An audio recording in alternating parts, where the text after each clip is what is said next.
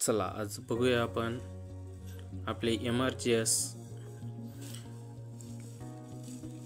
जे आपल्याला अनुदान येतं विहिरीचं गोठ्याचं आपण जे मेंबर दिलेले असतात त्यांचे पैसे कोणत्या अकाउंटला जमा झाले ते आपण आज बघणार आहोत। सगळ्यात पहिले आपण प्ले स्टोअरवरून जन मनरेगा हे ॲप्लिकेशन डाउनलोड करावे। डाउनलोड केल्याच्या नंतर आपण त्याला ओपन करू। ओपन केल्याच्या नंतर पहिलंच ऑप्शन दिसतंय नाउ वर्क्स अटेंडन्स पेमेंट, याच्यावर आपण क्लिक करू।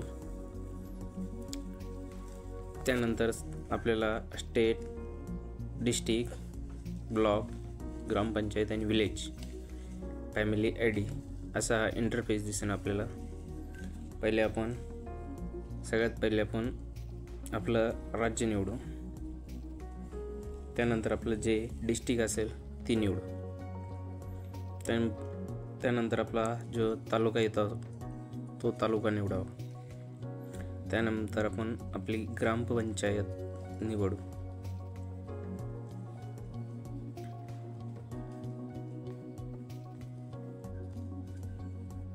ग्रामपंचायत निवडल्याच्या नंतर आपले जे विलेज येतं आहे ग्रामपंचायतमध्ये ते विलेज निवडू। त्यानंतर आपण जो जॉब कार्ड असतो, जॉब कार्डला जो नंबर दिलेला असतो तो नंबर टाकू। त्याच आपल्याला फक्त शेवटचे 2, 3, 4 जे अंक असतील ते टाकायचे शेवटचे।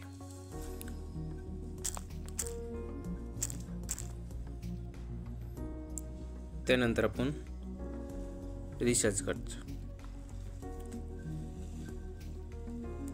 त्यानंतर आपल्याला जे ओपन होईल ते समोरच्याचं जॉब कार्ड, त्यात किती मेंबर आहे ते आपल्याला सर्व इथे दिसेल। इथे आपल्याला अटेंडन्स पेमेंट दिसेल। आपण पेमेंटवर क्लिक करावे।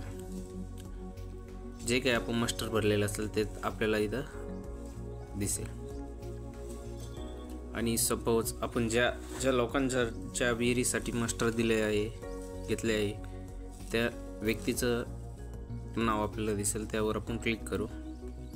त्यानंतर आपण असं स्क्रोल केल्याच्या नंतर आपल्याला यांच्या किती मास्टर भरलेले आहे आणि किती तारखेला आपल्याला जमा झाले आहे ते आपल्याला इथे दाखवण्यात येईल।